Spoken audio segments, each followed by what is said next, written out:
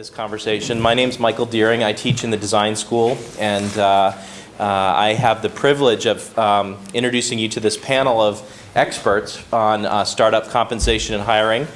Before we get into the content, I want to do two things. One is I'm going to ask the panelists to introduce themselves, tell you why they're fabulous people, to give you advice on this topic. But I would love to know who's in the audience. So if you're starting a company right now, raise your hand. Okay. If you're currently in a startup and you're here to get help or tactical advice on how to get the best team together, put your hand up. You've already got a startup going. Okay. And if you're not really in any of those buckets, you're just curious about the topic. Okay, a nice mix. So maybe what we could do is just tailor our conversation to the groups that are here. And like I said, it's a nice small room, so we're going to be able to have a conversation and hopefully do that. So why don't we start, and I'll ask Janice to kick us off with introducing herself and why she's here. So Janice Roberts, and I'm currently with the Mayfield Fund, which is a venture capital firm here in, Sand Hill Road, close to Joe. And I've been with Mayfield 9 years now, and investing in a broad range of sectors, from communication, software, wireless, mobile, and some consumer. So I've been in venture capital in a very interesting time and seen lots of changes in the hiring market, from sort of the tail end of one bubble and going through the times to lead us to where we are today. Prior to that, I was at 3Com and Palm for a number of years here in the Valley, having come over from Europe and sold my company to 3Com. So I've gone through many different sort of hiring environments, from Europe to here, which is very different, to the corporate world, to the startup environment. So I'll be pleased to share my views with you on that. And as I was just talking to Beth, one of the things that I think is really fascinating today is, as you're trying to recruit younger people, millennials plus, the working environment is so different, and it's a question, I think, of how we as investors, recruiters, really adapt to some of the new people that we want to attract as well. So there's a lot of interesting things going on beyond money and stock and all that. Fair enough. Great. Hi, I'm Beth Steinberg, and I am an organizational consultant in the Valley, focusing on working with different startups, coaching leaders, helping build culture, putting together performance systems for companies including Mozilla, Lynda.com, MetaCafe, lots of companies in the Valley. And prior to that, I had a long background in HR, started my career at Nordstrom in the olden days, and opened up the entire Midwest region, which was really like opening lots of little startups, small stores, all over the Midwest that were doing from $50 to $100 million in revenue. And we had to literally hire 500 to 1,000 people for each of those stores and build the culture and get everything going. Came to the Valley, had jobs at Hewlett-Packard, a couple of startups that were not successful, which was a great learning lesson for me. Went to Electronic Arts and helped them kind of move to the digital age, from console to digital distribution. And then I was the first head of HR at Facebook in the very early days of Facebook, when we only had 5 million users and nobody really knew who we were. We had just moved from just having schools into letting non-universities sign on to Facebook. Was there during a high growth period where we went from 150 employees to about 400 plus employees in a year. Lots of changes throughout that time period, and lots of lessons learned, both about things that really worked well and things that I would do differently from my experience, and happy to share all that with you. And as Janice spoke about, I think beyond all of this, kind of the importance of building culture and finding the right people and keeping the right people is one of the most important things that you can focus on as a leader, as you're building a company. So lots of perspective on that. My name is Joe Dobrensky. I'm a human capital partner at Sequoia Capital. I've been in this job since 2002. And what does that mean? My focus is really to work across our entire portfolio, which is now a global portfolio, and help our companies with everything that has to do with people. So pre-investment, that's more working with my partners to figure out who are the people that come along with these business plans that we receive every day, and help us assess, are these people that we can work with and grow with. And then I spend the majority of my time post-investment with, when do you hire a VP of sales, how much should you pay your people when you're an A-round company, when you're a B-round company, et cetera, and everything else that has to do with the human capital function. Before joining Sequoia, I was in Andy's line of work. I was an executive recruiter for a firm called Russell Reynolds, where I did all work in the semiconductor and microelectronics space. I'm Andy Price. I'm one of the managing partners of a company with a terrible name called Schweikler, Price, Malarkey, and Berry. It's the name of the four owners of the firm. But the history of the company is kind of interesting in my view. We've been around since 1977. My partner recruited for Joe's firm, the CEO of Cisco Systems and Network Appliance and a few other big players. So our DNA of our firm has always been getting involved in formation stage companies and helping these companies who are on the edge of innovation, by definition in new categories, recruit management from industries that aren't obvious. And so that's a fascinating topic, and if any of you ever figure out the pattern among it all, then tell me. But I've been in the space for about 16 years. I went with another firm that merged with this firm I'm with now. And what we've done is we've built one of the probably top 3 largest independent technology firms, maybe in the world, certainly in the US. We're 30 people. We do about 75 to 85 executive searches a year, and it's all board, CEO, and C-level or VP kind of projects. And about 5 years ago, we thought, when we fired our governor in Sacramento over a lousy energy policy, I had an epiphany and thought that the story of our time was going to be energy and natural resources. So I switched my career from technology and into energy and clean technology, and from then to now, we've done about 115 searches in the space, ranging from automotive components to solar to wind and biofuels and chemicals and all kinds of fascinating categories. So what the company does, broadly speaking, is my partners do social media, internet, digital media related things. Some of the other guys do semiconductor, infrastructure, equipment, comms, wireless, you name it, we're in the space. And 90-odd% of our clients are venture-backed startups. So I'm pleased to be here today, and thanks for having me. Thank you, all 4 of you, for showing up and helping folks understand the perspectives you've got on building teams. Maybe since everybody in the room was either currently running a startup or aspired to do that, I'd love to just go right down the line, and we'll start in reverse order with Andy. What's the one piece of advice you'd have for somebody creating a team from scratch that you'd like to pass on in this format? Yeah, good, timely question. My number one advice, well, it's two things. I'm going to cheat a little bit. It's okay. I think one is you got to go find help. And it's not necessarily with a search firm or a bank. It's really with someone who's in an industry, who's grown a company before and can mentor your company, mentor you personally, and is a dispassionate third party that can give you objective advice. For example, if you're going to take money from the institutional investors, which institutional investors are most appropriate? Who's going to help you? Who's too oversubscribed to actually give you the time of day? They may write you a check, but then they may end up being a bigger problem than an asset. I'd say start with Sequoia, and I'm just saying that because Joe's here, or Mayfield, or someone with new money. No, but seriously, I said, or a company like a Mayfield, somebody who's got new money, fresh capital, and a good reputation, who's an institutional player, or a company who is very much dialed into the space that you're in and has some expertise that they can lend. So I guess the idea is bring in a mentor who's a veteran kind of presence, either on the board or as an advisor. Listen to a cross-section of advice. Be thoughtful about that first step you take into, capitalizing your company. Great advice. Yeah. Mr. D. I just want to clarify, though, are you talking more about who your partner might be in establishing a startup, or the first executive hire you bring on board? Let's do both. Let's talk about picking a partner. So picking a partner, first of all, I think it's critical that you have a partner. I don't know how many startups have really gotten off the ground where there was just a single founder. I don't know if you guys have many examples, but I can't think of too many.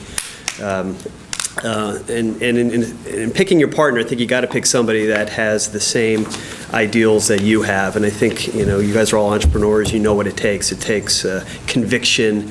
It takes an incredible amount of energy. It takes resilience. A lot of people think it's just a lot of fun to be in a startup. Well, it's not all fun, and people really appreciate that. You want to have somebody that shares, I think, all those attributes. In terms of bringing on your first executive, that is really, really tricky. And I've heard numbers that 50% don't make it. I don't know if that's accurate or not. And so, my advice there would be kind of take your time, get good advice from your venture firm or from whoever else. Your lawyers can be very helpful, and find people that have the right experience, have a lot of those same attributes, but also somebody that listens well and that you want to work with. Sometimes people hire the best resume as opposed to the person that fits the organization up front. So just a few thoughts. Great ones. Beth? I agree with everything that Joe said, and I think it's really important to hire somebody that is not in your same image. It's a quote from D. Hawk that said, don't hire somebody in your own image. Look to fill your deficits, not duplicate your strengths. And we like ourselves. We like to hire people that are similar than we are. But I think from a skill set perspective, you really need to get a different skill set than your own. I think from a value and integrity perspective, it's absolutely imperative that you're aligned on that piece of it, but look for somebody who can do things that are different than you can do, that may have a contrary opinion than you do on things, because I think that's where you get the best answer. And as Joe said, it's really important that you take your time with it and really make the best decision. As you're growing a company, those first 3 or 4 leaders that you hire really set the cultural tone for the company. And if you make a mistake there, it can really, prevent you from moving as quickly as you could have if you made the right decision. So that's my advice. The other thing too is don't pretend as a leader that you know things that you don't know. I think it's sometimes difficult to admit we don't know things, but nobody knows everything. And I think you need to really seek out somebody who can help you figure out those things that you are not well versed on. Great advice. Janice? Yeah, I think the real phase that's very delicate is when you've got a founding team who's starting to grow the company and realizes that they need to bring in a professional, if you like. And so that is a very sort of delicate sort of time. And I do think it is helpful to have help, whether it's from your investor, from someone who's got a human capital sort of orientation like Joe, or indeed from a recruiter. That being said, I think even with a recruiter, often internal referrals are very helpful, but you can still put them into the pot. But having sort of a frame of reference from people can be very helpful when you're bringing someone new into your company. And I think as a founder, you really need to be very open-minded. At the same time, you really need to believe that this person that you're bringing on board to share in your company is really going to have similar values, similar dreams, similar visions. So I think the key thing there is really taking time, take references, work with other people, just really take sort of time about it. When you're starting to build up your team, one of the things that comes up a lot is whether you recruit specialists or generalists, and there's probably a combination of both. That's another thing to think about. Certainly when you're talking about bringing people in with certain engineering skills, you need domain expertise and so on. But one thing to think about as you're building your team is that you will adapt your business. It's very few businesses end up being what they start out to be. So you do need people who are not going to be focused on a job description, people who really want to help you build the company. So I think, really strong generalists, they would have some, obviously, domain expertise as well, can be very important as well. And we talk about getting the best that you can get, but at the same time, these issues of feeling you want to work with that person, feeling you can work with that person, feeling that you have the same ethics, work orientation, goals is really, really important, because it can be it's a fabulous time when you're starting out with a company. You get financing, you're starting to get momentum, but then you have to build the company, and you start to bring in people who were not part of the founding team. It's this there's a lot of tension there, so you really need to spend time on it and be thoughtful. Great advice. I'll keep seeding the conversation with one more question off my list, and then we'll open it up to everybody. A lot of people choose the early stage or the venture career path because they want to be owners, and they either as founders or as smaller share owners, but owners nonetheless. How do you think about the problem of dividing equity, both between founders and between those first few hires? And what rules of thumb have you seen people use that really made a difference on the plus side? And also, what are some of the watch-outs that you've seen either in your portfolio companies or companies that you've been a part of? Dividing equity is probably one of the hardest choices you have to make. Do you want to start here? Or the other? Yeah, anybody who wants to just jump in. We see about 100, we see probably in aggregate about 180 to 250 startups a year. So we'll look at things, and if we look at them as a potential client and we think it's got a hairy cap table or something along those lines, we think the company is wired for failure. And a lot of that has to do with exactly what Michael's talking about. It's that you have, people have expectations. The entrepreneur's expectations these days are, in some cases, still a little high, especially in the energy space. They think it's a frothy space, and it is, and it's been overinvested in and things like that. And so there's a bubble aspect to it. And I think thinking about budgeting equity for the long haul. Can you maintain a 20% employee pool, right? So 20% of the cap table should be, in my view, set aside for management and the employees. If it's any less than that, I really think your employees are going to be in there for the wrong reasons. They're going to need more cash or whatever. And to me, you should really always try and maintain and protect that employee equity base. Founders, we typically see end up at liquidity between, and Joe would know way better than I would, but on my frame of reference is about 3 to 7%. At liquidity. For the CEO. For the CEO, and then usually the founders are somewhere within striking distance of the CEO, and then the management ends up with 0.5% to maybe 1.5% range at liquidity again. So you say, okay, we're starting here. What are our assumptions in terms of how much capital we're going to need? And you work back from that and budget that equity the same way you would budget cash. And have that cap table in front of you at all times, understanding that equity distribution. And I'll give quickly a funny example. In the beginning of Cisco, my partner was doing a VP of sales search. And the CEO, before that guy was replaced, said to the VP of sales, hey, I'm going to give you, or the sales guy said, how much equity are you setting aside? He says 4%. So the sales guy that he was trying to hire said, well, I'm going to get 4% of Cisco Systems. Turns out, it was 4% set aside for the whole management team, and the board had a pretty toxic reaction to this. This is so ancient history. I'm sure I'm not outing anybody here, but the point is don't be awkward or clumsy with the distribution of that equity, because it is your most precious resource, in my personal view, or one of them. A few other kind of related comments. Number one, just plan ahead.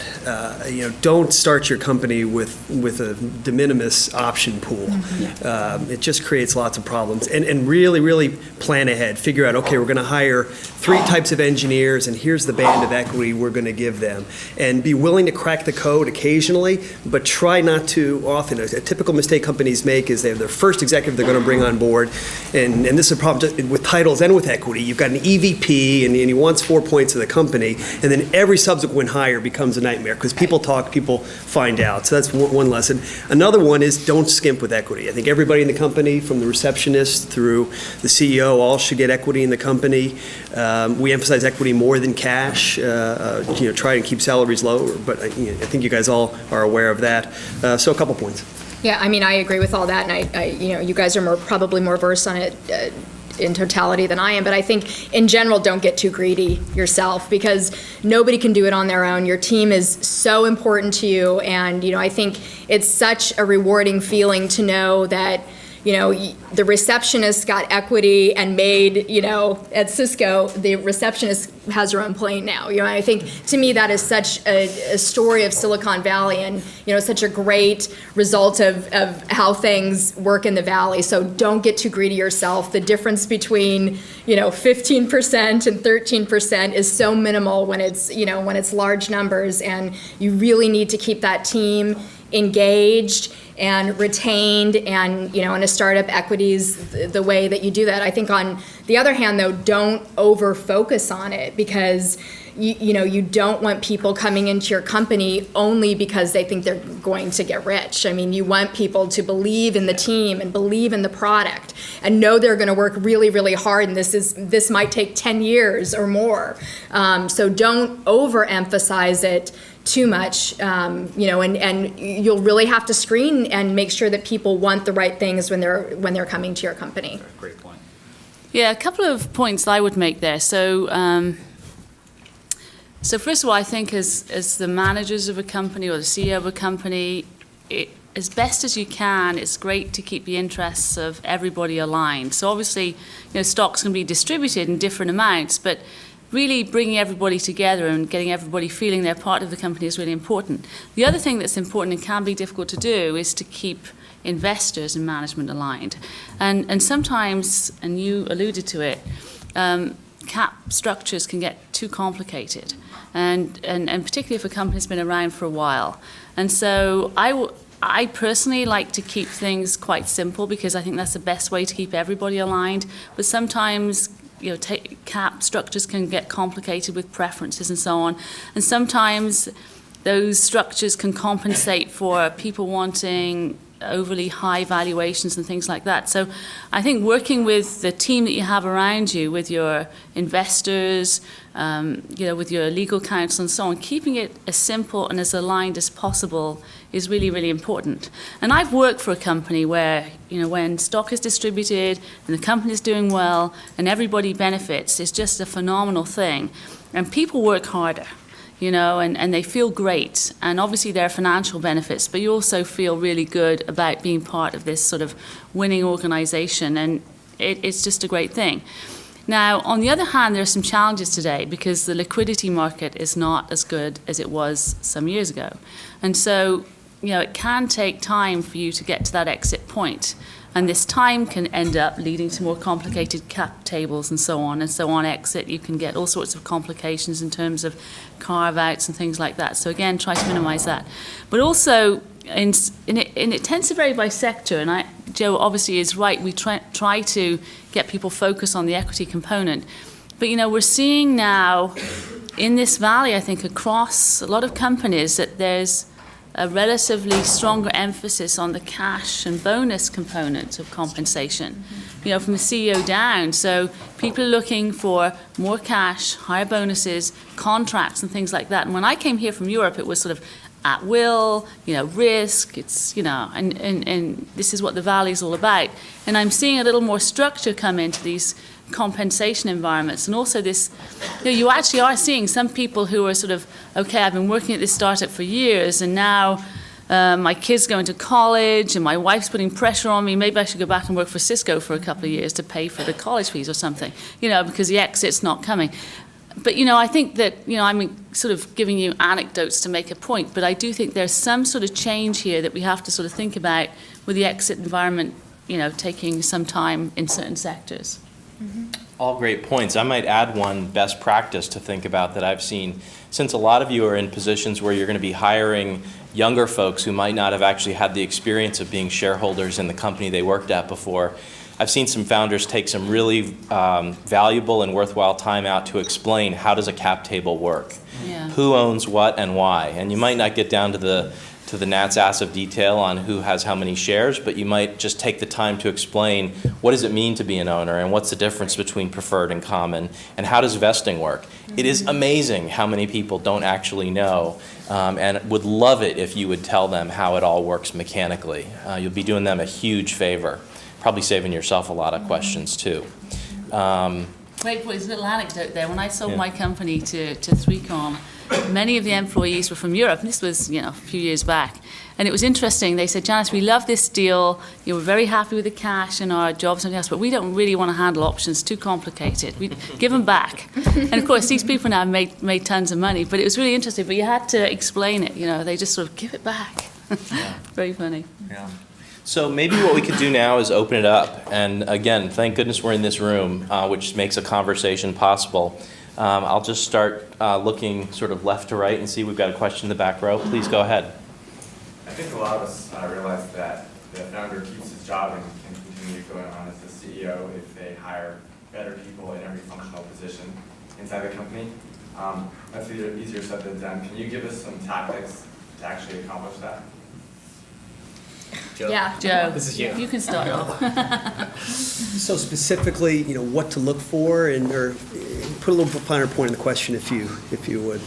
Yeah, so say I started a company, we have lots of users, we have some angel money. Now I need to build out the team. Yeah. Right? I'm okay at marketing, sales, finance, strategy, etc. But okay is not good enough to take the company to the next level. Right? How should I think about, or specifically tactically, how do I actually go out and get those A++ players so that my company can be $100 million company in 3 years? And I heard a subtext there, which is so that the founder could have a shot at staying CEO. Yeah. Right. Yeah. So the VCs don't choose That's you. what I heard. That's what I heard.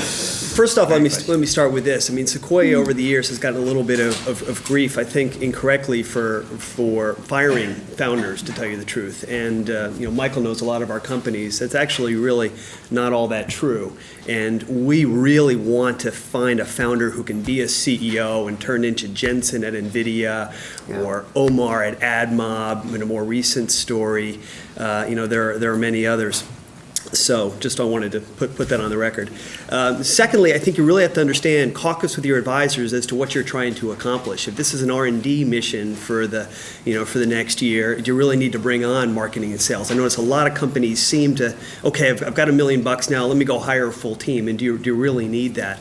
But as we talked about before, I think it's understand what your capabilities are and project yourself out to the org chart a year from now and what will you be doing, and then hire somebody that complements yourself. I don't think it's necessarily rocket science. And I go back to the point also of hiring somebody that fits into the culture. Don't look at the resume.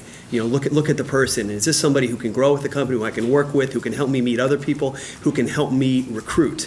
And then lastly, recruiting takes a ton of time. People don't realize that.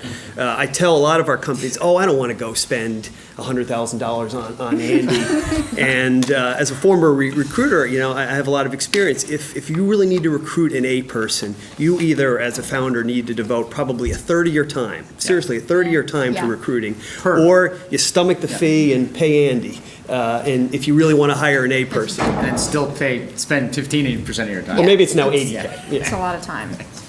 And I think you also have to put your ego aside, which I know, can be really hard, but you need to really think about, going forward, am I the best person to run this company? I mean, being a CEO is an awesome responsibility in every way. I mean, in everything that you say, your employees are going to, take it to heart.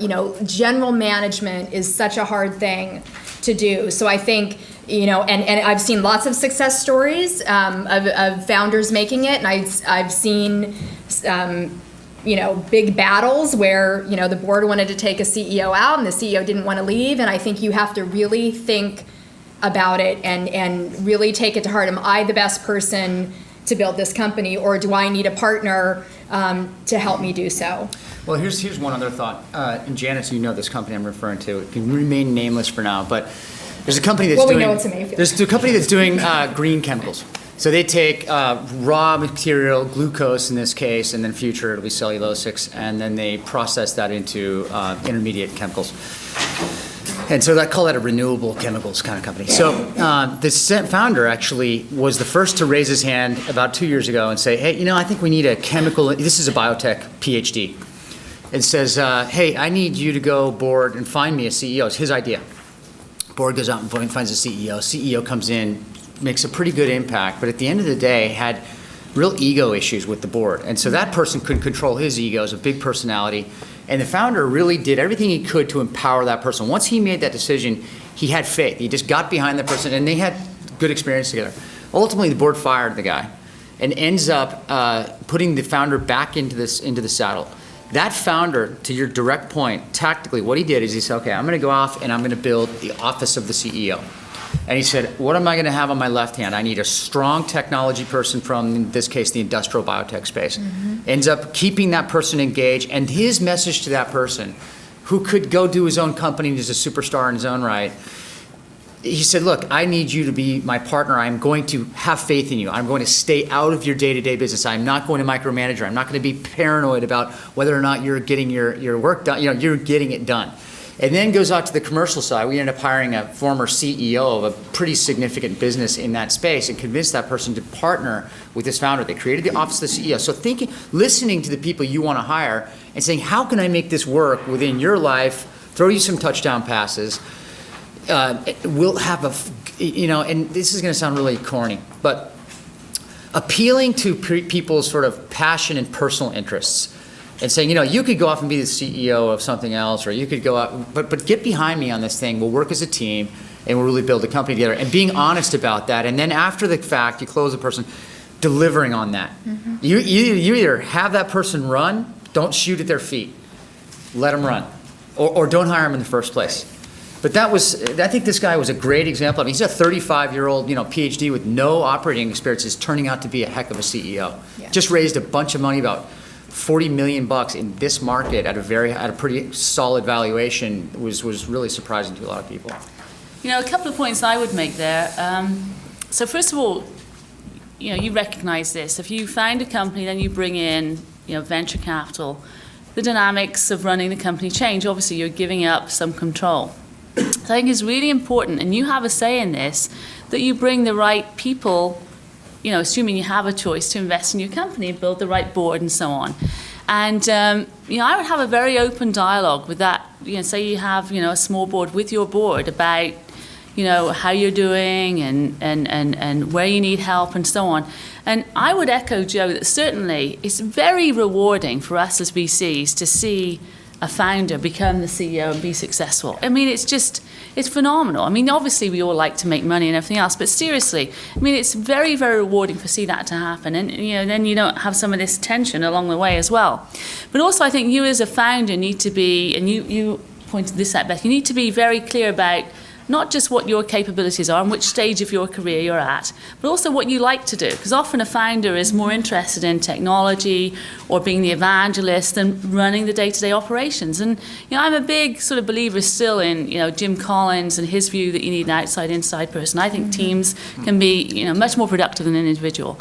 The other thing is running a company is sort of a lonely job in many respects as you change. When you're sort of handful of you sort of building out a technology, it's one thing. When you start to organize, and you have to at some point, there needs to be some organization, it starts to change and your job becomes very different. So really leverage the people who are investing in your company. We don't have a human capital people, but we have VCs, but people like Joe, go and sit with them and really sort of understand where you're good, where you're not so good, how you can grow. Is it time for me to be CEO now? And if I continue along this path, am I going to hamper the company? Or is there someone I could bring in that could really help me achieve what I want for my company? And then maybe next time I'll be the CEO. There's things like that to consider. But also, and this is the best network in the world right here in the Valley, which is why we create these great companies. Really leverage the people, other people who've done it before, CEOs, mentors. We talk about this all the time. But many of the people who've been successful have been able to reach out to people they know or people who know someone who knows someone. And I would, just do that. But having the open conversation so that you're not surprised by the board and, just is really important and really develop that relationship. And just be very sort of clear about yourself. And everybody sort of thinks they want to be the CEO, and you talk to a lot of public company CEOs, and they say, my best job was actually the job before this, because this is all admin, particularly today. So you need to think about that as well. What do I really enjoy? And then, again, coming back to if you do bring in a CEO, there are professional CEOs, and they're fine, but also bring in someone who shares your passion, particularly in this industry, in the tech industry. you know, I've seen instances where bigger companies have brought in professionals and they don't really like products, and that doesn't work, you know, so think about that. And I think Andy said something really important, which I've seen derail companies over and over again, is don't bring in really smart people to help you and then don't give them any control or autonomy to do that. It's the worst thing to be micromanaged and not have the ability to innovate and make decisions. So just, you know, make sure that from a personal perspective, you're ready to let go of some control before you start bringing in a team. And you know, this hiring thing, you will make mistakes. Oh, absolutely. You will make Absolutely. mistakes. Trust me, you will. So it's coincidence that Zach has his hand up, because I was going to cold call him now, because he's the only one with a name tag I can actually read, which to me is the international symbol for please call on me. So I was wondering if you could speak to the very early stages of forming a company, looking more specifically for, say, a technical co-founder. So I was wondering if you could speak to how do you think about sort of splitting equity to start with, and I presume you're going to say you should do the 50-50 thing, which is fine. But what I'm very interested in is how can you de-risk that relationship very early on? Because that's when your company is not even a company, you're thinking about it and you've got this great vision and you find someone who think shares that vision and you want to bring on as a co-founder. How do you sort of de-risk that relationship? Because I imagine if that doesn't work, You guys are the entrepreneurs. you're in trouble because you've given the company away and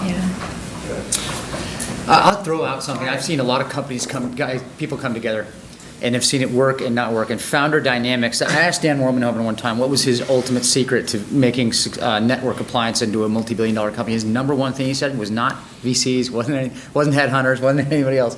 It was, I engaged the founders and gave them a role, meaningful role. And you know, the Google founders are a great example of sort of people that know each other. My one advice would be, work together before you give up the equity and before you truly capitalize the company. Before you form that true cap structure, that cap table, to divide up the equity, start working together as though this is a small project. That small project becomes Hewlett-Packard potentially. You know, there's a couple of people working in a garage, getting to know each other, understanding whether they can live in the foxhole together. Think of it as like the foxhole. It's a battle out there. And don't want to be cynical, it is very intense out there, as you know, once you get into the once your company becomes, visible and financed, you've got all kinds of new responsibilities that are going to mushroom out. And making sure you're in that foxhole with someone you can trust and that shares your vision and stylistically you're compatible. It's very intimate. It's like dating before you marry someone. I mean, it's very similar. So let's assume that they do that and they do it really well. Is 50-50 the right answer? What are they bringing to the table? Yeah, I think it's a negotiation. I think, you have to, I don't think it's obviously 50-50, but, just back to your point, this getting to know each other, whether it's, and you're seeing it more now actually with this sort of try and buy from recruiting generally, but really get to know each other before you solidify it. And sometimes it can be a friend, sometimes not, but I think the friend thing, you've got to be a little delicate about that, I think it really needs to be someone who's going to contribute, that you can work with, similar visions, but just, play it out a bit. If you can, before you determine the capital structure. And one other point, if you do plan to raise a venture round, and it's interesting, we have two co-founders in the room, one of our companies right now, we are, and part of my job, we are very analytical about the chemistry between the founders when we work with them as part of the exercise. I'm sure you're the same thing. Right. It's frequent where one person does all the talking and somebody doesn't say anything, or you can see the body language between people. So very important point with your potential future investors. And it impacts how you decide to invest, right, Joe? Yeah, for That sure. chemistry Oh, that for you sure. use. Yeah, and you'll find some people, when you're recruiting, you're very early on, they'll want co-founder status. You need to be very careful about that, to your point, right? So co-founder status tends to mean stock and control and all those types of things. But really think about it. Think about what this person's going to contribute. But you're right, you've got to spend time with them. So do you think, just sort of developing that point, if you've got, say, one or two people you're working with, to try and make that process last as long as possible, that sort of kind of project status, and then try and turn it into something when it becomes kind of more serious, I guess. So you want to try and sort of extend that process as long as possible. So what do you think, about 6 months? Work together 6 months? Yeah, I think you really have to know that you're aligned in your vision. You have to know that you're aligned in your values, and you have to, be very clear about what those people are bringing to the table, and you genuinely have to like those people. I mean, like Andy said, you are in early startup days, as many of you know, it is not pretty. I mean, it is very hard, and tough times, and people tend to be quite emotional and lots of hard work, and you really have to like the people and respect the people that you're working with. So I think, I couldn't say X amount of time is the magic answer, but I think you should know. I mean, in your gut, everyone's very analytical, and I appreciate that, but I think in your gut, if you have a doubt, it's probably not the right thing to do. Yeah, I mean, if you think about it, at the early stage, it's not like you're on a trajectory, an action-orientated trajectory. You're actually thinking about what this company can be. There's lots of dialogue and lots of brainstorming. So it really is, being able to work with that person and then, be able to make decisions from that, because there comes a point where, you can brainstorm forever and not get anywhere. So, it's got to be someone that you can really sort of evolve and build something from. So, those relationships when they work, Google, Great. whatever, Yeah. are really fabulous. But, there's lots of tales where it gets a little tense along the way. One last idea, check the other person out. Do your homework. Oh, yeah. Come up with your own Absolutely. references and say to that person, hey, we're going to go form this company, we're going to divide up the equity. Let's make sure we really know each other, and we'll do it in the spirit of understanding each other.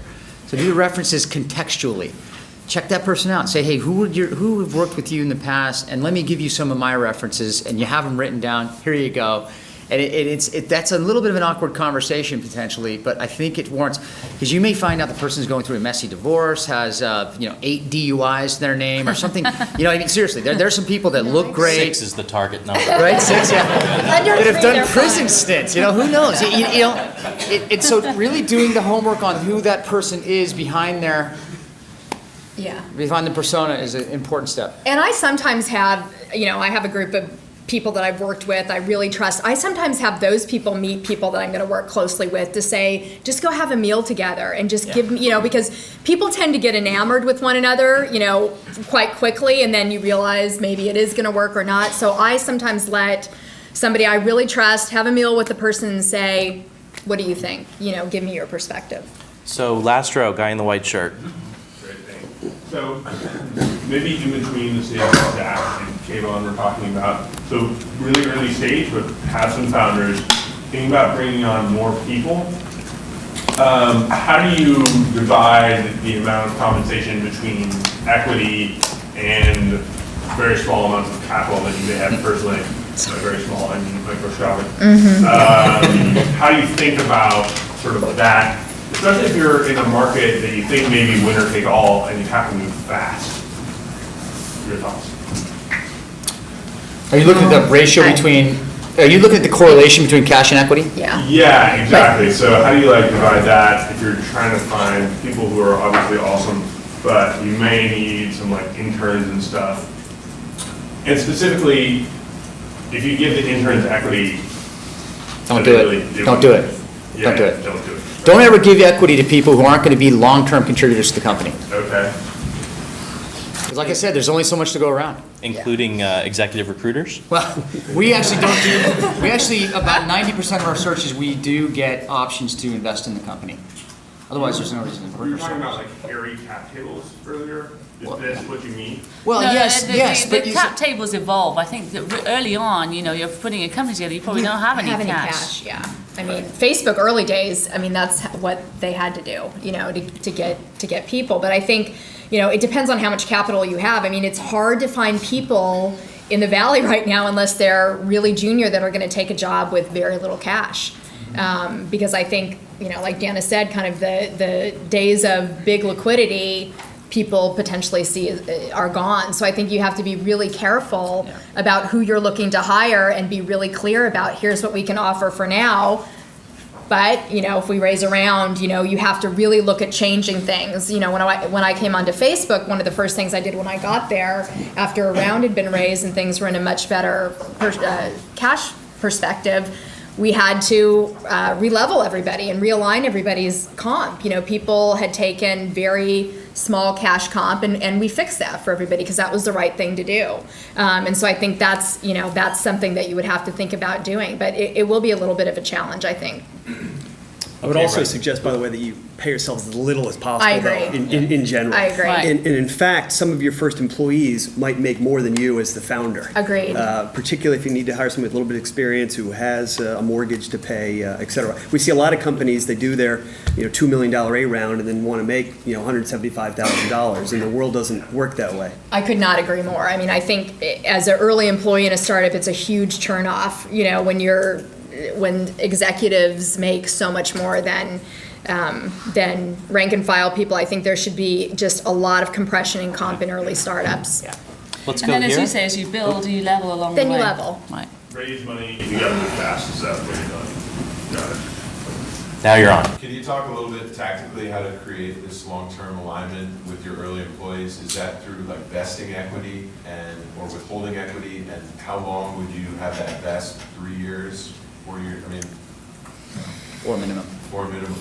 Core minimum, I agree with that. Yeah, I think that, in terms of alignment, obviously different jobs would have different compensation at some point and different sort of equity levels, but you do align through, fairness, really. You pay for contribution. I'm really a big believer in, sounds an obvious thing to say, but it's not always the case, paying for performance. Yeah. So that's really key, but in order to pay for performance, you have to measure that performance, right? So that's really something, that's the way of aligning people so that they believe that they are being paid for their performance as you go through. And I know it tends to sound sort of very sort of, heavy in terms of workload, but at some point you have to do that. But I think the key thing is that I personally believe, some people try and adapt by changing vesting schedules and different things like that for different people. I'm really not a fan of that. I think there's certain things like vesting schedules for stock that should be consistent. Now, in any situation, there are always going to be exceptions to rules, but generally, I think you start going down the path of offering different people different conditions beyond, some sort of structure for pay and performance, then I think it gets very difficult. And this could be an area, too, where having a good relationship with other entrepreneurs or legal counsel can help you, because there's a lot of stuff that's market. Right. And you can simplify radically the process of building the team by just adopting what's market. And just as an example, the 1-year cliff with a 4-year vest is essentially market in Right. Silicon Valley. Right. So that can just save a whole lot of time and trouble by just adopting market practices wherever possible. Yeah, and we don't tend to like to talk too much about lawyers, right? But, actually, there are some great, seriously, some great lawyers in this valley, some great counsel. And, we can talk about them, advise them, but there's some really good people who can really work with you well to set up the right structure for your company and give you the right advice early on. And, the legal counsel, they tend to be on multiple boards at different stages, and then they have partners who are on multiple boards at different stages. And so they really can help you in terms of, what's, market. And what are best practices? What's work, what's not? Yeah, and I think in terms of driving alignment, I mean, certainly compensation is one part of it, but there's so much more to that, right? Right point, So right much point. more. Let's come back Culture. on this side and see, I have a left-hand bias, so I want to be aware. Alex? Sure. Hopefully this question is relevant to others, but if, I'm an MBA student, so when I'm ready to graduate, I'm gonna have a good amount of loans. I also have some cash, I could pay off a big percentage of those loans. I also could use that cash to invest it in my company. If I invest in my company, I'm gonna have to pay the interest. If I have to pay the interest, I'm gonna have to get a higher salary. How do you think about that kind of? We needed Susie Orman on this panel, I think. I know what she would say because I watch the show every night. She would say pay the loans, right? No. Okay. What'd she say? So if Susie were here, Just pretend you're okay, listen. That's what she would do. That was a bad Susie Orman impression. So the student loans are probably at extraordinarily low interest rates with extremely flexible payback. If you've got a choice between paying off a really low interest loan and perhaps investing in or living off of your savings, which probably has a higher return rate, think about it that way, and it becomes a little easier to decide to just pay the minimums on those, let those out there. You see a lot of people letting student loans go to full maturity before they pay them back because the terms and interest rates are so flexible or so advantageous. It really is kind of like a marginal, what do I do with that last dollar? What's the highest return for that dollar? It's probably feeding you and keeping you going on your entrepreneurial venture rather than paying the loans back early. That's what Susie would say, and I guess I believe that too, because I just paid my last student loan off about 5 years ago. Yeah, I think that way. How do you then think of, that means I don't put any money in my business. And so I'm going to present to investors and say, what do you put in? I'm not putting in anything. I disagree, which is you're putting your life into your business. And if you do the opportunity cost of your time, I mean, you could leave here tomorrow, I mean, no offense by picking this number, but probably make hundreds of thousands of dollars next year if you took a boring job at some consulting firm. But instead, you're going to actually be plowing that resource, which society values, I don't know, again, in the hundreds of thousands of dollars, no offense, maybe it's millions for you, but into your business. That's free contribution of huge value. You should count that. Sorry. Susie will go home. Yes. So say you've raised some money and you figured out who the founders are, and now you want to hire your first few employees. How do you think about it? I mean, someone mentioned earlier the great point that oftentimes the people that you're bringing on who are really good, they could start their own thing. How do you reconcile that with both ego and also the fact that you don't have that much equity to give at this point? Great question. I don't think there's a magic answer for that one. It's difficult, and it's again, recruiting is really, really hard, and we spend a ton of time on that particular point. But I think you use your board, if you have a board, to help explain that this is an important company, and that the role will be critical, and there's great experience, and you use whatever tools you have. But it's really, really difficult. But you really need to be careful, back to an earlier point, not to cave on that first hire and give away 5 points, because it just creates so many problems down the road. But I wish I had a magic answer for you. Well, here's one thought. I keep it to yourself what you're doing as long as you can. If what you want to do is really interesting and impactful, protect it as well as you can. You want to guard that secret and generally listen more than you're selling. I hear a lot of excitement about starting the company, and you almost feel like there's this vibe of, I can't wait to bring other people involved, and that's wonderful. But be careful what you're asking for there. And I'm not saying, like I said, to be cynical, and you don't want to be on the other side too trusting. But I've seen a lot of entrepreneurs hang around other entrepreneurs, and then all of a sudden you had 3 companies that all look exactly the same, as opposed to one that was ready to break out. You see what I'm saying? So be careful about, I would say, try and get yourself positioned so that you have an unfair advantage early on, and maybe some strategic component to your business, whether it's a patent that you file or get some action on, or some strategic money, or a key, active chairman or something like that, some industry veteran that you're associated with, whatever it is, that the other people will say, you know what, it's probably better to go with you and be part of your team than to compete with you, right? And that's, so make sure you have your ducks in order before you really let out even to anybody what you're really trying to do, is my opinion. It's a great question, and a bit of a personal choice as to how you tackle that. I'd love to go back to the canned questions, because we had one that was pretty interesting that no one's brought up yet. If the success rate of hiring is 50-50 on those first few non-founder hires, how do you decide, I'm going to fire you, here's how I'm going to fire you, and here's how we're going to recover from that? How do you work through that? I mean, I've unfortunately had to do that a lot, and it's a very painful thing to do. And I think you have to be really sure that it's the right thing to do. You have to be very clear that you have held up your end of the bargain in that relationship. But sometimes it's just not going to be. Either it wasn't the right job. It wasn't the right culture fit for whatever reason. Sometimes it's just not going to work. And I think when you know that that's the right thing to do, you have to act swiftly. I think if somebody doesn't fit, it can really make a big problem within your company. How to do it? Gracefully and respectfully. That's all I can say about how to do it. It's hard. It's going to be one of the hardest things you'll do in your career, but you have to make sure that you treat people with respect when you do that. Unless they've done something, what I say, illegal or immoral, you own 50% of that failure. When you hire somebody that doesn't work, you cannot blame that solely on that person. That's your deal as well. So make sure that you work out a way that people go away as gracefully as possible, but act swiftly. Yeah. Sorry, go ahead. I was just going to say a small point there, and also be generous when you exit Yeah, I somebody. agree. If somebody's been there 11 months, give them their That's right. cliff. Don't go Right. crazy, Yeah. but it's a small world, and it's such a connected world that people will find out that. They So will. just be generous. That's a great point that Joe made there. I think that's really key. Some people try and nickel and dime, They and do. you just Not got to worth think it. about the big picture here. And it's a small world, a small valley. A couple of things I would say when you're recruiting and things that might lead to this type of decision is that, I've worked for large companies, worked for small companies, startups, and invested in startups. And, one of the things that you do have when you're involved in a large company and you have maybe a big department, a big organization, you have the opportunity to nurture people and to grow them.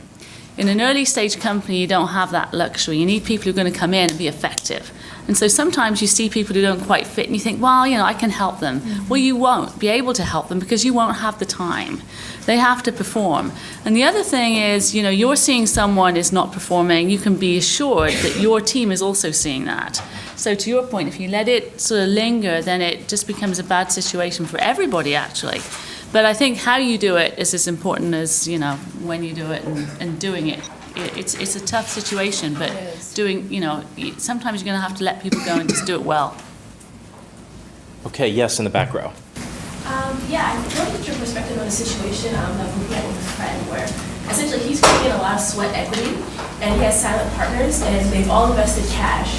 But basically all the cash is going to kind of product development, marketing, etc. No one's getting a salary right now. So the question is, should he be looking at trying to, negotiate, they haven't finalized their cap structure, trying to negotiate a higher portion of the equity, or should he be looking at more from a perspective of he's earning maybe a clean salary, just basically setting his salary so that he does eventually get paid for all the, on the ground work he's doing? Do you really want to write a big check as soon as you've gotten financed? That's a liability to your investors. We'll say, what, I owe this person $400,000 in back pay? Careful with that. Not necessarily, they're actually looking to basically finance the majority of themselves and maybe bring one other person, but not writing a check as soon as they get the financing, maybe more so when they get liquidity, so when the company's actually profitable and making money and bringing in cash there. So they're not even looking at, getting high salaries out of the check. Minimize the liabilities on your balance sheet. That's a liability. It's a future payment. It's a balloon payment. I recommend giving them just a little bit more equity. I probably would Yeah. too. So I'm curious about the silent partner business. Can you say a little bit more about that and why did they come into the picture? I think sometimes this pops up on cap tables and it's an interesting thing to pause on and talk about. Sure, so essentially it's an international business, so he's overseas, and therefore it's not that they're not interested or that they're not completely silent as if they wrote the check and they've disappeared off into the blue. They keep up, they have calls, etc., but they're not in the country in which the business is running. So they've invested their money, they give perspective, they have discussions, but they're not, that's all they can do. So he's the one essentially building the company. Okay. And that's how that. What other advice would you have for managing a situation like that where early, almost angel/advisors are on the cap table? Well, you're not drawing a salary, right? So you have a shared sort of sweat equity, as Joe was saying earlier. I don't see a reason to accrue cash. I think if they're interested in this thing, they're already working for the equity. I'm sorry, I don't think anymore. Yeah. Yeah, I think there is some investment in terms of sweat equity work, right, that you're making in order to build the company. So you can't backtrack on that. Let's go right here. What are your thoughts on hiring offshore, particularly when money is tight? Great question. Be very careful.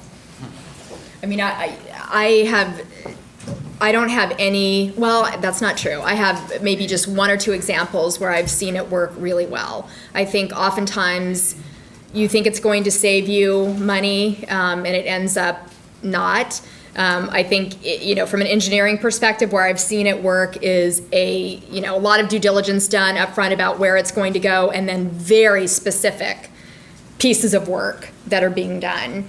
But it takes lots of management oversight. It takes lots of communication at all hours of the day. So I think just really make sure that it's going to give you what you want before you get into that. It can be very complex. The only time I've seen it work is when one of the founders is actually in that geography for a period of time. But I agree with everything Beth said. Yeah, at a company I was at called Fusion One, which probably most of you don't remember, but we spent $10 million on advertising before we had revenue or real product. So it was a quite interesting time in the Valley. And we ended up buying a very small company in Tallinn, Estonia. And this was like in 1999, which was quite before its time to go to Eastern Europe. And it actually worked really, really well. But we had the head of engineering ended up going there. It was very specific that they were doing QA. But that's about the only time that I've ever seen it really work well and actually save money. Yeah, I think Joe's point is really key. I think as companies grow, what I'm seeing with some of my companies, they are working with probably more consulting entities in those countries That's to do right. specific Right. work. So it might be, in the mobile world, might be porting or That's phone right. software or something, or depending on whether it's India, Russia, wherever, there's certain sort of pools of talent, software talent, for example, that you can leverage, but you have to structure it and it has to be defined. Otherwise, it's, and for a very early stage company, it's hard. Let's go right behind you. Yep. No, I'm sorry, you, yeah. So if you're in the project phase of just developing your startup in the beginning and you have a technology guy and a business person, if you wait too long to discuss the cap table, then the technology person might start wanting more, like 50-50. But if you discuss it earlier, then you can sort of put it out there that you're only willing to give up like, 30, 20. Is there any can you just describe the nuances of reconciling that? Like when is the right time to talk? Breakdown or? Hold out as long as you can. Yeah. I don't know about that. I mean, I think you have to be careful about that though, because you don't want to destroy trust with these people that you're working with. So I think for me it would depend on how far along the path you are, what the relationship is, what is your level of certainty that this is actually going to work out, how important that person is going to be to the long-term success of the company. All good points. Yes, sir. I may be a little outnumbered here, maybe on the tech side. Sometimes that sweat equity we've been talking about, and Zach kind of got to it a little bit, might be true equity as opposed to vesting plans. And I'd like you to talk a little bit about that, particularly in your case, if your technical side, your counterpart has actually developed some of your IP already, and then you were both going to the VC, for instance, to raise money. I'm very interested to hear the difference between the equity that IP is worth to perhaps more to the technical counterpart than the vesting equity going forward. So maybe you could speak to that. I've never had that. Janice, what do you think, founder stock versus vesting equity? Yeah, I think so, but it would still vest. Yeah. Everything vests. Everything vests. vests. So you're not just going to say, hey, this is it, you can cash out tomorrow. I think you're not purchasing at that point, I think, of the company's evolution. That's the thing, you're not purchasing. You want people involved who are going to continue to stay. Because, in an early stage company, you have IP and nobody else. I mean, that's, what are you going to do with it? So I think that you need to get people aligned by allocating stock appropriately for, work and maybe IP. And it's an interesting situation, but that needs to vest so that you're all aligned going forward, and you're actually working for the company. And it sounds like maybe one way to knit these two scenarios is that the technical contributions in the form of software or hardware or expertise has to be on the ledger of things that you're tallying up when you say, okay, how are we going to divide this up? Okay, I've been working on it for 6 months, but I'm just an MBA. You've been here 30 days and have built this fabulous application. How do we weight those two things? And the reason these partnerships blow up is typically because of simple things like communication. People don't actually get a chance to say out loud what their underlying interest is or what their underlying goals and ambitions are. And if you have that conversation and you've got that chemistry that these guys talked about, a lot of times those things kind of magically merge and you come out with an answer that's like, oh yeah, that's cool, sign me up. And it works out a lot easier. You're going to have different roles. You might bring the IP and you're going to continue working on that, and you're going to go out and bring people and money into the business, and but this, you've got to be talking, communicating, spending time together, all those things, understanding. That question of if you delay it as long as you can, you might be creating a problem by delaying. I mean, I'm a huge fan of transparency. I mean, I just think if you are holding something back with someone that you're really relying on, it's going to cause problems. So yeah, let's come back on this side. So as a rookie entrepreneur, it'd be really useful to understand what specifically, at a very like granular level, how you go about contacting people on like LinkedIn that you want to target, how you go about finding people on Craigslist, how you mine your network, like what specifically I'm talking about, like wording and strategy about how to find those people that you need to complete your team. Do you have a specific position in mind? Because it might be good to have a hardcore example that we can. So I'm co-founding a company with graduates from the B school from last year. I'm a second year MBA here. We're looking for someone that is a developer here. We currently have an offshore developer in the Ukraine, and we're looking for someone that's local here that we can iterate our product faster with. And so somebody who would be either at the CTO level or at the senior developer level. And then we found that to be probably more difficult than I would have thought to do in Silicon Valley. Yeah. So maybe commenting on that too. Yeah. Great question. Well, we've actually used social networking as a tool. It is a component of what we actually do, and the best way to do it is to subscribe to the, what is it, the corporate edition of LinkedIn? Yeah. So there's a corporate edition. Pay for the most expensive one, please. Shameless plug for one of our portfolio companies, right? No, but seriously, the LinkedIn, I wouldn't do Craigslist. You're going to end up spending the next 6 months of your time filtering through 8 million resumes that don't make any sense. But I would say do the keyword searches of LinkedIn. Think about the companies from which you want to draw the gene pool talent.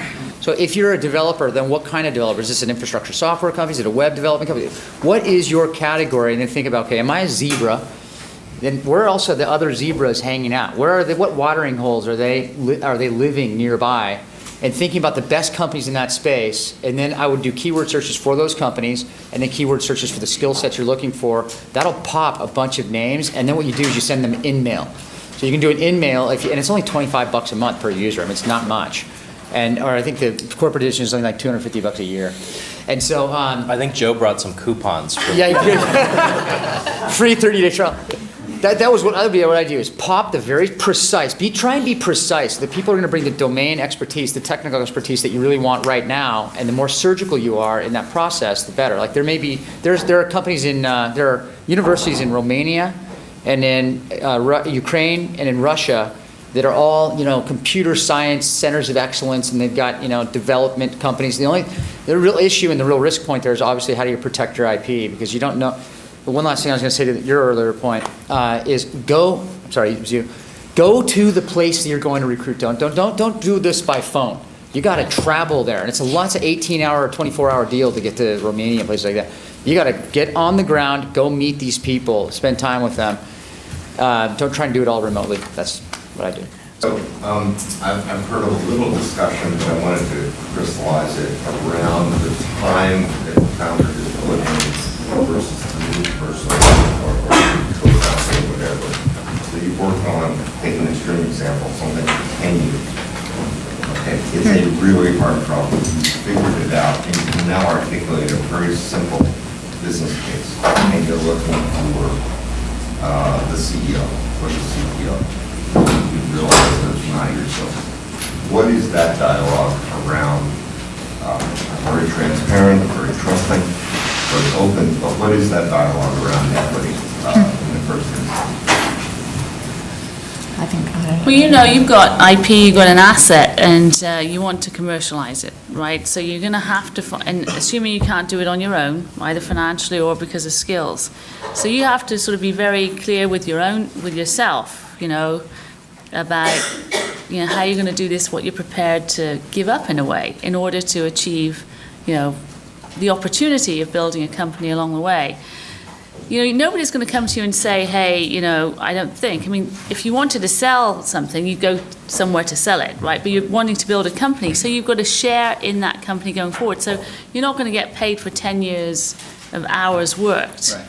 But, it's a negotiation with the people you bring in. And again, you have to bring in people you trust. You can triangulate with people you know. And you have to sit down, it's a negotiation. And you yourself, at the end of the day, it's your decision to decide, I want to go for this opportunity to build this company. Because if you've got IP, you could go and sell it to someone. But I don't, I want to build a company. So you're going to have to think really clearly. And again, talk to so many of the people that you know or can be introduced to through this fabulous network you have. And sort of, okay, in order to do this, what has been done before? What is reasonable?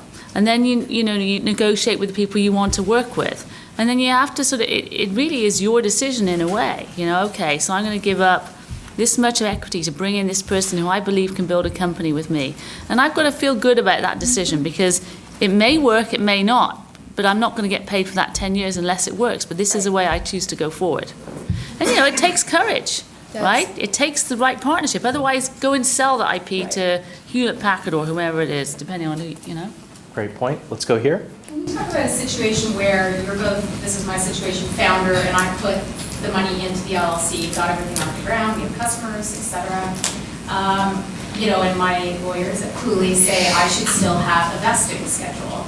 And I guess I'm confused because it's my money, it's my vision, I executed on it. Why, when VC money comes in now, should I be vested? Doesn't that give them an interest to get me out? Because Do you're you guys ever talking buy- about the future, it's you're going forward to build a company together, so you need to be aligned going forward. That's right. Past is past. But founders versus can I have now employee, that's what I mean, this money I put in, isn't it already in versus other options that best? Is founder equity? I have seen founders sell some of their stock in an A round. I have too. And take some liquidity. They say, Right. the VCs will say, I'll give you a little bit to take some risk off the table so you're not worrying about paying your mortgage, but Right. I'm not gonna buy your equity out, That's because right. where's your motivation? It goes out the door with the stock you just sold. But recognize there are implications with that, Yeah. too. There Big are. implications with Right. your common share price. So that's something to be really wary of. Think about what happens if you don't invest. Your instinct is just to walk away at the end. Right. Yeah. You want to make sure that you're going to be around. I've never seen it. Now, the part that's highly negotiable is what's the part of your previous vesting that you'll get credit for right. as of the financing. So it's not going to go back to zero, Right. but it's not also going to be fully vested. So think about that as one of the variables that a founder gets to negotiate with investors. Yes, sir.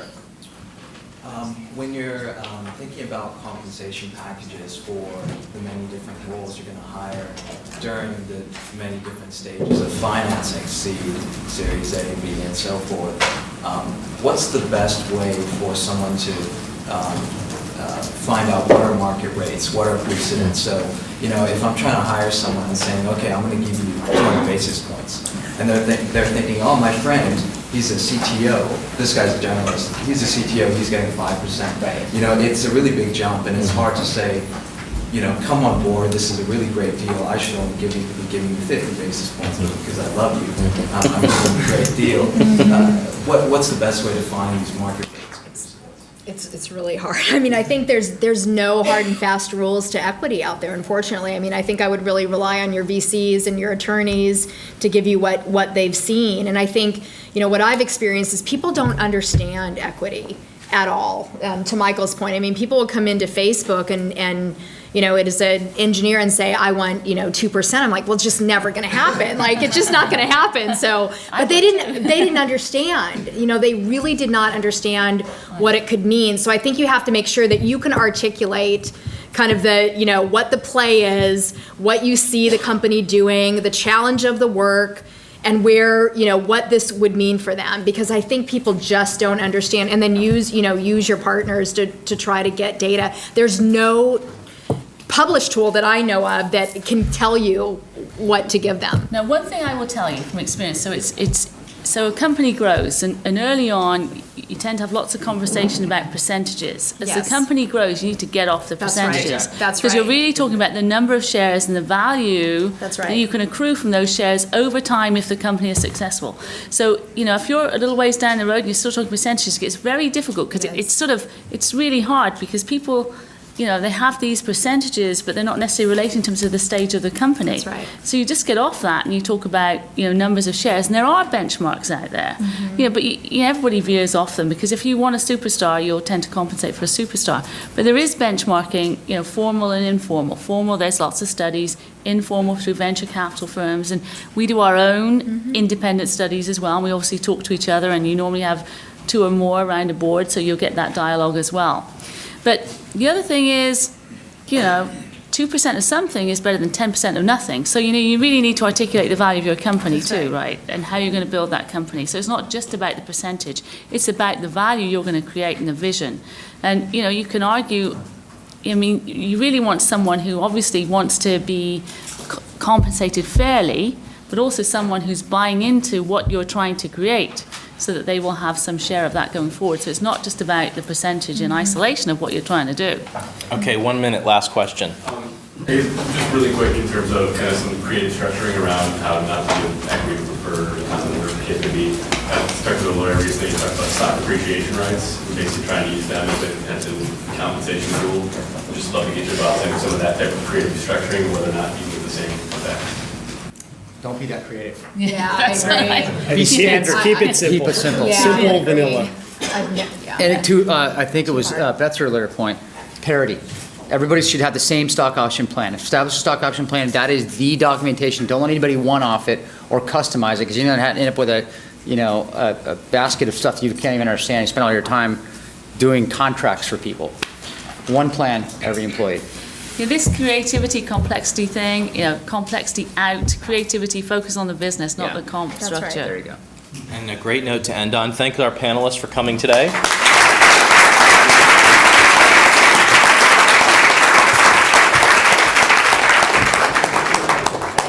Thanks, everybody.